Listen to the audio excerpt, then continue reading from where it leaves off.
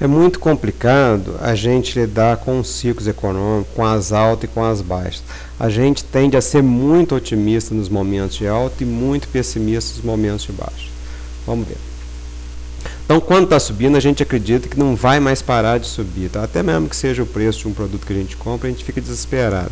E quando está caindo, a gente acha que vai cair até afundar. Então, todos nós não temos muito meio termo, tá? Eu, inclusive, embarco nessa, apesar de me policiar, acabo embarcando, porque é muito complicado a gente sair fora da multidão. Então, aqui está o preço do petróleo, tá? Em 73, 74, teve um grande choque, depois em 79, outro grande choque, tá? Então, quem viveu nessa época achava que era o fim do mundo, o Brasil, na época, era importador de petróleo. Foi isso aqui que ocasionou a grande crise da dívida externa brasileira, que nós vivemos uma grande crise de 1980 a 2005, mais ou menos, uns 25 anos de crise brasileira. E a gente achava então que o petróleo ia ser caro para o resto da vida, tá? Os árabes estavam mandando no petróleo, ninguém imaginava que o petróleo ia baratear. E depois desses dois choques, tá vendo? O petróleo acabou caindo de preço. Caiu, aí ninguém achava que ia subir mais. Aí com a entrada da China no OMC, tá vendo? Isso aqui é mais ou menos o efeito China. Teve uma nova elevação. Quando chegou em meados de 2008, em março mais ou menos de 2008, todo mundo achava que o petróleo ia a $200, que não ia parar mais de subir. Aí aconteceu a crise de 2008 e caiu. Ó.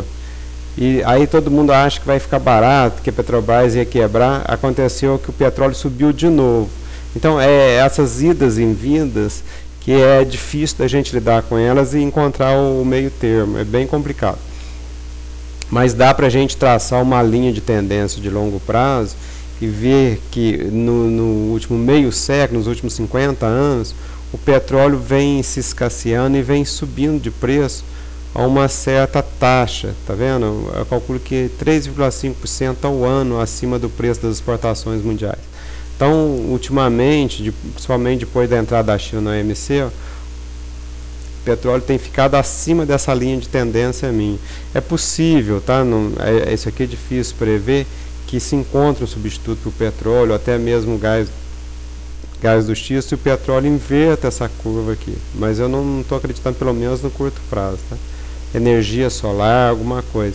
O negócio é que o petróleo está caro, tá? Ele não está subindo mais como ele estava subindo em 2008, nem caindo. Ele está mais ou menos estável, em torno dos $100, mas ele ainda está caro. O PIB do Brasil também recentemente caiu em dólar, então nós perdemos espaço. Mas se você fizer uma análise de longo prazo, dos últimos 300 anos, a gente repara que o Brasil sempre ganhou espaço no PIB mundial. E depois que os militares entraram no poder, depois do golpe de 64, o Brasil está ganhando mais rapidamente.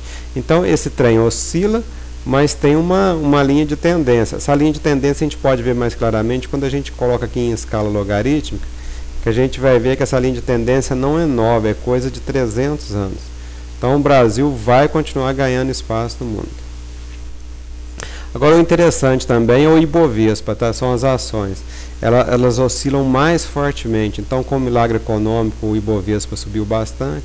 Depois, com a crise da dívida externa, tá? Com aquela crise do petróleo que eu mostrei, o Brasil realmente entrou numa depressão profunda, tá? Teve aqui um espasmo com o plano cruzado em 86, mas foi coisa que se acabou. Aqui a pior crise da Bolsa Brasileira, que foi quando o Nagy Narras quebrou a Bolsa Brasileira. Depois, com o plano cruzado, ele subiu, tá? O Fernando Henrique Cardoso fez um populismo cambial, quebrou o Brasil, e com a ameaça do Lula entrar no poder também deu outra queda. E aí subiu com o efeito China, caiu com a crise de 2008, subiu e agora está tendo uma crise mundial. Eu acho que uma reversão de tendência, tá? A China crescendo mesmo. E o modelo brasileiro, do Ike Batista, daquela ilusão do novo Eldorado brasileiro, se perdeu, e as ações, má administração, tanto das empresas públicas quanto privadas, fez com que caísse. Então, as coisas são cíclicas, uma hora o otimismo, outra hora o pessimismo. E o que essas linhas, que são linhas auxiliares, tá, para a gente ver, eu acredito que o meu modelo aqui agora vai sofrer uma inversão de tendência, então esse modelo não vai servir mais, tá, não vai continuar crescendo como vinha no passado. Então aqui vai ter que uma reversão. Eu acredito numa reversão.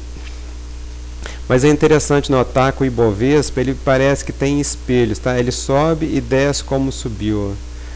Sobe e desce, tá vendo? São coisas parecidas, ó. Tem essa alta aqui, tem essa aqui, parece que no meio faz tipo um espelho, tá vendo? Então se você olhar essa subida aqui, ó, tá vendo? Subiu, desceu, aqui, ó, essa aqui faz par com essa, esse com esse, e um pico no meio, tá vendo? Aqui, ó, um M, né, 2 picos e 2 quedas, da maneira com que subiu, aparentemente desce, tá vendo? Desceu rápido, sobe rápido, subiu lentamente, está descendo lentamente. Então é bem interessante que as coisas são bem parecidas. Então qual que é a conclusão que a gente chega?